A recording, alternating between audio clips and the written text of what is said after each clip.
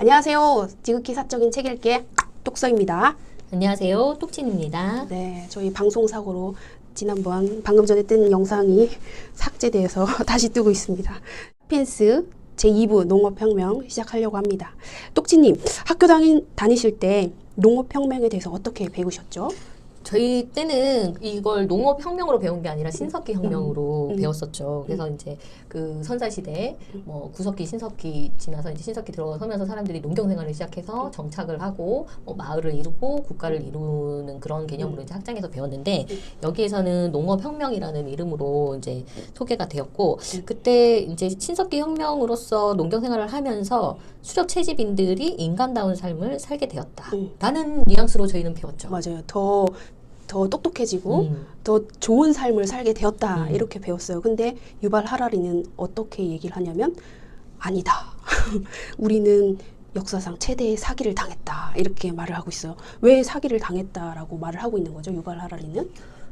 일단은 정착 생활을 하고 뭐 농경 생활을 하면 더 풍족한 삶을 유지해야 하는데 그렇게 기대했던 것과는 다른 삶을 살게 되었다는 거죠. 그래서 해 뜰 때부터 해질 때까지 계속 죽어라 하고 일을 하고 그리고 정착 생활을 하니 이제 자식들을 좀 많이 낳을 거 아니에요. 그래서 인구는 막 폭발하고 먹여 살릴 가족이 늘어나니까 더 일을 열심히 해야 하고 또 동물도 가축화시켰기 때문에 거기에서 비롯된 전염병이 굉장히 이제 심각한 문제가 되었죠. 또 뭐 농사를 짓다 보니 가뭄, 홍수, 뭐 흉년 이런 거 대비 안 할 수 없잖아요. 근심 걱정도 많아지고 수렵 채집인보다 못한 삶을 살았다라고 유발 하라리는 생각을 하고 있는 것 같습니다. 네, 그리고 또 잉여 생산물이 아무래도 좀 많아지면서 그에 따라서 방자한 엘리트가 탄생을 했고 그들에 의해서 거의 노예에 가까운 삶을 살게 되었다고 농부들은 말을 하고 있습니다. 저는 궁금한 게 잉여 생산물을 생산한 건 농부잖아요. 네. 근데 왜 이들은 순순히 이것을 엘리트에게 상납을 했을까요? 그때 여기에서 아무래도 공통신앙 예, 그건가요? 종교적인 게 뭔가 타생하지 않았을까 싶어요. 옛날에는 정치와 신앙이 거의 일치했었잖아요. 네, 제정일치 사이였죠. 그렇다 보니까 아무래도 종교 허구의 상상적인 질서를 믿고 있었기 때문에 이들은 물론 허구라고 생각하지 않고 진짜 진실이라고 생각했기 때문에 저절로 자기가 알아서 바쳤겠죠. 그렇죠. 농업혁명이 역사상 최대의 사기였다는 부분에서 그 농부들의 삶이 굉장히 불행했다라는 면도 있지만 뭐 이런 재밌는 말이 있어요. 밀, 쌀, 감자와 같은 식물이 호모사피엔스를 길들였기 때문이다 라고 이야기를 하고 있거든요. 네, 저 이 얘기 들을 때 똑치님이랑 같이 공부하면서 똑치님이 또 신선한 새로운 생각을 저한테 얘기를 해줬어요. 또 그게 뭐였죠? 밀이 우리를 길들였다고 했는데 왜 그렇게 생각하냐고 물었더니 탄수화물 중독이었다는 거죠. 네. 이 사피엔스가. 근데 이게 저의 생각이 아니라 제가 어디서 읽었는지 들었는지 생각이 가물가물한 거예요. 근데 오늘 시간이 돼서 여기 공부하러 오기 전에 설민석의 책을 읽어드립니다. 일화가 사피엔스였거든요. 그래서 그걸 다시 봤어요. 그랬더니 거기서 김상욱 물리학자가 이야기한 거더라고요. 그분의 생각이 탄수화물에 중독이 되었을 것이다. 왜냐하면 수렵 채집인들은 눈에 보이는 걸 일단 다 따서 먹고 뭐 사냥해서 먹고 그래야지만 살 수 있었잖아요. 그래서 다양한 음식들을 먹었는데 이 농부들은 자기가 기른 곡식들을 먹다 보니 탄수화물을 주로 섭취하게 되었고 탄수화물이 중독성이 있는 거 아세요? 네, 저는 탄수화물 중독 같습니다. 확실하게. 저는 한 끼 식사에 탄수화물이 안 들어간 적이 없어요. 밥, 밀가루, 그리고 고기를 먹어도 꼭 마지막에는 밥이나 냉면 같은 면류를 먹거든요. 그렇게 안 먹으면 한 끼 식사를 했다라는 생각이 안 들더라고요. 예전에는 탄수화물 중독이라고 생각하지 못했는데 요즘에는 그래요, 진짜. 네, 그래서 계속 이런 농사를 지을 수밖에 없었을까요? 그래서 여기에서 밀에 의해 우리가 길들여졌다 이 말이 너무 극단으로 표현한 건 아닌가 싶었는데 아까 말씀하셨던 탄수화물 중독이라 그러면 정말 우리가 밀한테 길들여졌고 밀한테 지배를 당했구나라는 생각이 들더라고요. 오, 신선하고 참 재미있었습니다. 그 얘기가. 네. 그러면 이렇게 농업혁명이 우리 인간에게 좋지 않았는데 왜 이렇게 치명적인 계산의 오류를 범했을까요? 인류는? 일단은 사람들은 아마 기대감이 컸을 것 같아요. 이렇게 그 먹을 것을 찾아서 이동 생활을 하던 수렵 채집인의 삶에서 한 곳에서 정착하면서 뭔가 자기가 길러낸 음식을 먹으면 좀 더 나은 삶을 살지 않을까라는 기대감이 있었을 것 같은데 그게 사실과 달랐다는 거죠. 왜냐하면 사람들은 전체적으로 파악하는 능력을 갖고 있지 않다고 이제 하라리가 말을 하는데 실제로 그렇게 살아봤더니 노동의 강도는 높아지고 그 노동을 할 것도 너무 많고 인구는 폭발적으로 늘어나고 그다음에 전염병이 돌고 가뭄, 홍수, 뭐 풍년, 흉년 뭐 이런 것 다양하게 오잖아요. 이런 것들에 대해서 다 대비해야 되고 또 내가 기른 농작물을 누가 훔쳐가지 않을까 막 이런 보초도 서야 되고 정말 근심 걱정도 굉장히 많았을 것 같아요. 근데 이런 것들이 다 돼 있었지만 그래도 농경 생활을 포기하지 못했던 건 이 농경 사회로 접어든 게 굉장히 긴 세대를 걸쳐서 왔으니 아무도 수렵 채집인의 삶이 얼마나 여유롭고 행복했는지 기억하는 사람이 없었을 거다라는 것도 있었고 또 돌아가기에는 너무 인구가 커졌다는 거예요. 이제 단위가 커져서 수렵 채집인의 삶으로 돌아갔다가는 정말 먹을 게 없어서 갈 수가 없는 거죠. 그래서 책에서 덫에 딱 걸리고 말았다. 이렇게 표현을 하시네요. 네. 우리는 이제 역사의 방향이 정말 우리가 예상했던 대로, 희망했던 대로 흘러가지 않는다는 것을 또 농업혁명을 통해서 배우는 것 같아요. 우리의 삶은 또 어떻게 흘러갈지. 우리는 인간의 한 생이 지금 현재로 아무리 길어봤자 100년이기 때문에 앞을 내다보는 능력, 전체적으로 파악하는 능력이 아무래도 부족할 수밖에 없는데요. 이 농업혁명을 일으켰던 우리 조상들도 아마 모르고 정말 몰라서 그런 선택을 했을 거고 또한 우리 역시 앞으로 주어진 이 과학혁명 부분을 공부할 텐데 우리가 모르고 선택하는 부분들도 분명히 있을 겁니다. 그런데 우리가 왜 역사를 배우냐면 이런 것들을 알기 위해서 배우는 것 같아요. 그래서 우리가 계속 농업혁명에 대해서 얘기를 해보겠습니다. 다음에 우리가 또 기억에 남는 아주 에피소드로 게베클리 테페 지역의 유적지 부분이 있었어요. 이 부분은 제가 이제 사진을 한번 보여드리겠습니다.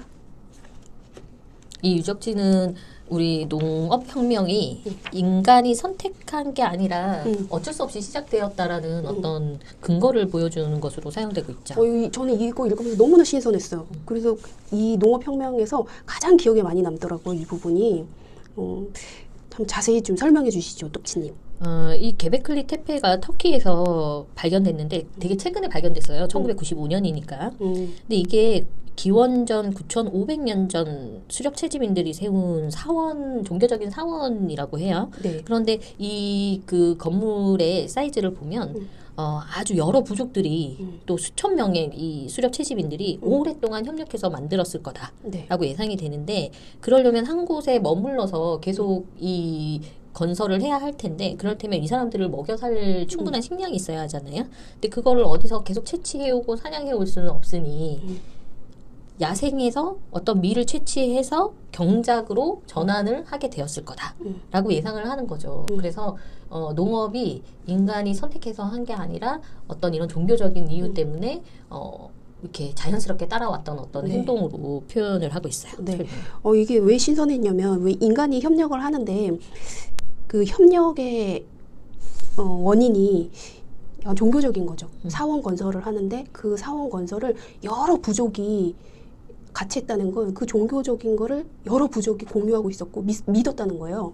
그리고 그들은 이 사원을 건설하기 위해서 식량 공급원으로 밀을 재배했다고 하는데 결국엔 농업도 우리가 뭔가를 의도해서 농업을 한 게 아니라 사원 건설을 하기 위해서 그냥 우연히 그렇게 만들어진 게 농업이라는 거죠.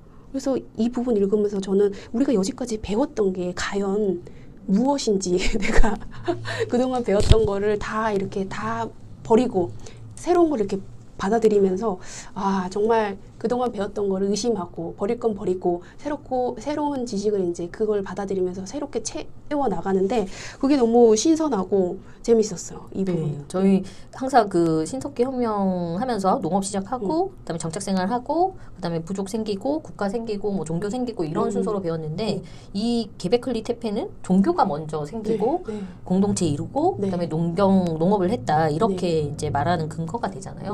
그러니까 저희가 그동안 그런 순서로 우리 문명이 발전했다라고 배웠던 것에 대해서 예외 사항이 지금 95년도에 발견이 된 거니까 그 어떤 것도 단언할 수 없으니 정말 말씀하신 대로 회의적인 어떤 관점에서 봐야 될 것 같아요. 맞아요. 과학 정신이 정말 필요한 것 같습니다. 그다음 피라미드 건설 할까요? 이 피라미드 건설하기 위해서 피라미드는 이 그 농경 사회의 어떤 계급이 설정되는 것을 이야기하는 건가요? 네네. 그렇죠. 그래서 이 계급으로서 여기에서 엘리트들이라고 설명하는 그런 계급이 이제 나오죠. 대개는 어떤 뭐 나중에는 왕도 될 것이고 그다음에 뭐 정부 관료, 정부 관료도 있을 거고 사제. 네, 그런 사람들, 그런 네. 엘리트들이 이런 사회의 피라미드에서 제일 꼭대기를 차지하고 이제 다수의 농부들에게 잉여 생산물을 이제 받는 거잖아요. 네. 왜 농부들이 이 사람들에게 잉여 생산물을 그대로 그냥 다 갖다 바치게 되었을까요? 저는 이게 아까 우리가 개베, 테페, 클리의 그 유적지도 봤다시피 종교적으로 뭔가 이들을 하나로 단합시킨 게 있었잖아요. 아마 이때도 재정일치 사회로 정치와 신앙이 일치했었기 때문에 이 엘리트들은 아무래도 종교적인 윗자리를 차지한 분들이 아닐까 싶어요. 그렇죠. 그래서 여기에서 진정한 신자들이라는 소제목으로 설명이 되어 있는 부분이 이 소수의 엘리트들이 이 사회에서는 진짜로 그 상상에 의해서 만들어진 공통 신화를 이 사람들은 진심으로 믿었다는 거죠. 진짜로 믿었기 때문에 이 사람들 엘리트여서 믿었겠죠. 자기네들의 특권을 유지하기 위한 방법으로. 아, 정말 믿었을 것 같아요. 정말, 그러니까 그 유발 하라리는 네. 이제 거시적인 관점에서 몇천 년이 지나온 인류의 관점에서 보니까 그렇지만 정말 그 당시에는 허구라는 개념 자체가 없었을 것 같아요. 그러니까 정말 상상의 질서, 자기 상상 속에 신은 존재하는 거고 이 사람은 그 신을 믿는 거예요. 근데 지금 유발라의 입장에서 허구라고 얘기를 하지만 정말 종교적인 신자한테 허구다, 너가 믿는 신은 허구다라고 얘기를 하면 정말 화가 나고 막 싸울 거잖아요. 그러니까 이것처럼 이 아까 말씀하셨던 진정으로 믿었다라고 하는 건 이분들은 정말 믿었을 것 같아요. 그래서 말씀하신 것처럼 지금 현재에도 이러한 현상이 있다는 있죠. 거죠. 예. 그래서 뭐 미국의 역대 대통령과 의원 대다수가 인권을 신봉하였기 때문에 미국 민주주의가 250년간 지속될 수 있었다. 네, 또- 우리도 믿잖아요. 네, 그렇죠. 네.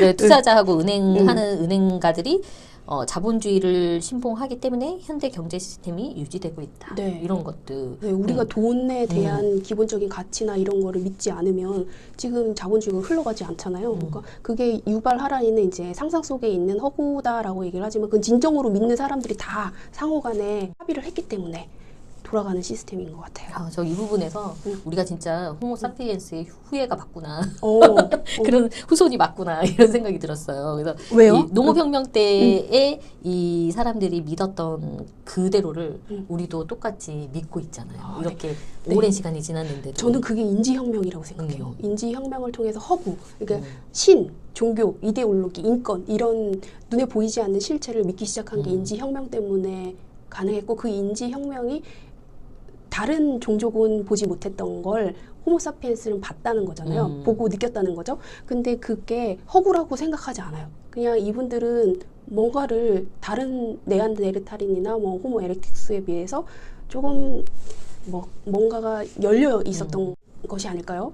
진정으로 믿었다는 건 네. 뭔가 확신이 있었겠죠. 네네. 근데 이제 이 또 흥미로운 게 이 소수의 엘리트들이 진정으로 믿었다고 해서 이 많은 사람들이 그 상상 속의 질서를 믿을 수 있었냐. 근데 유발 하라리가 이렇게 말을 하거든요. 그렇게 만드는 방법이 있다. 첫 번째는 그 질서가 상상의 산물이라는 것을 결코 인정하지 않아야 된다. 그것은 위대한 신이나 자연법에 의해 창조된 객관적 실제라고 늘 주장해야 된다. 두 번째는 사람들을 철저히 교육시켜야 한다. 그들이 태어나자마자 세상 만물에 스며들어 있는 상상의 질서 원리들을 끊임없이 주지시켜야 한다. 제가 이렇게 잘하는 거죠. 네, 우리는 이 상상의 질서를 빠져나갈 수가 없어요. 그래서 이 마지막에 여기서 이렇게 말해요. 유발 하라리가 상상의 질서를 빠져나갈 방법은 없다. 우리가 감옥 벽을 부수고 자유를 향해 달려나간다 해도 실상은 더 큰 감옥에 더 넓은 운동장을 향해 달려나가는 것뿐이다. 우리는 태어나는 순간부터 이 사회에 속해 있기 때문에 여기서 만들어진 가치나 기준, 관념을 아예 벗어날 수는 없을 것 같아요. 그러면 이 지구 행성에서 살 수는 없을 것 같아요. 아니면 저 외딴 무인도에 혼자 가서 살던가. 네, 맞아요. 네. 그 상상의 질서는 어쩔 수 없는 것 같아요. 네. 그렇다면 우리가 할 일은 가장 인류에게 도움이 되는 상상의 질서를 지키고 만들어내는 네, 그래서 게 그걸 될까요? 선택하고 계속. 그래서 역사를 네. 공부하는 걸 테고요. 네. 네. 그래서 이제 거의 마지막 부분에 역사의 정의는 없다라는 네. 챕터로 이제 이야기가 있거든요. 네. 이거 어떻게 보셨어요? 저는 이게 저희가 공부하는 거랑 맥을 같이 한다라고 생각을 해요. 그때 코스모스 칼 세이건을 읽을 때 칼 세이건이 이렇게 얘기했어요. 우주는 공정하지 않고 어떤 거에 좋고 나쁨도 없고 중립적이다라고 얘기를 했거든요. 마치 도덕경에 나오는 도화. 도화군요. 예.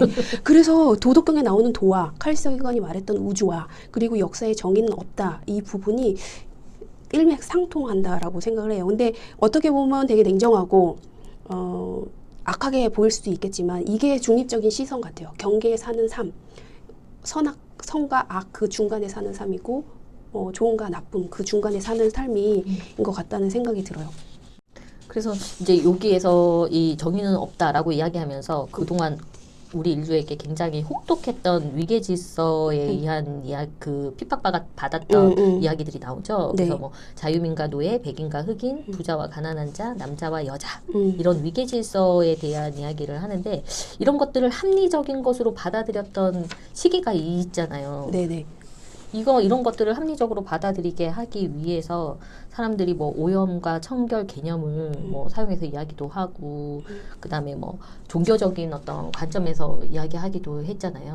여기에 어떤 논리적이나 생물학적 근거는 없죠. 없고 네. 어떤 신화적인 것에 의해서 이렇게 된 거잖아요. 네. 그래서 이런 위계 질서가 지금 거의 없어졌지만 부자와 가난한 자는 여전히 있는 것 같아요. 남자와 여자도 좀 있긴 하죠. 네, 예. 특히 그렇죠. 예, 특정 지역은 더 심하게 있고.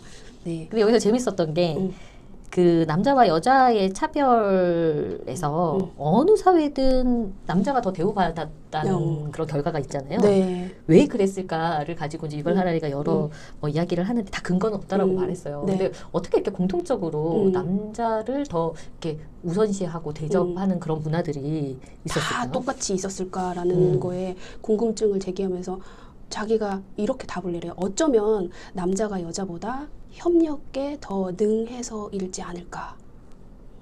우리는 상상의 질서 안에서 협력을 통해서 계속 발전해 나가는 사회에 살았기 때문에 그 협력하는 사람들이 협력을 잘해야지 윗자리에 가는 거잖아요. 그래서 남자가 아무래도 여자보다 협력을 잘해서 그러지 않았을까. 그렇지 않으면 모든 사회에서 그런 일이 벌어졌다는 거는 좀 이해가 안 간다. 그것도 신선했어요. 네, 저는 그냥 이유는 없지만 어떤 생물학적인 게 가장 크지 않을까 싶어요. 여자들이 임신을 하고 아이를 키우고 젖을 먹여야 되니까 육아를 담당해야 되고 뭐 그래서 어떤 사회적인 그런 협업 이런 것의 기회가 원천적으로 주어지지 않았기 때문에 그러지 않았을까. 지금 나아지고 있잖아요. 네네. 맞아요.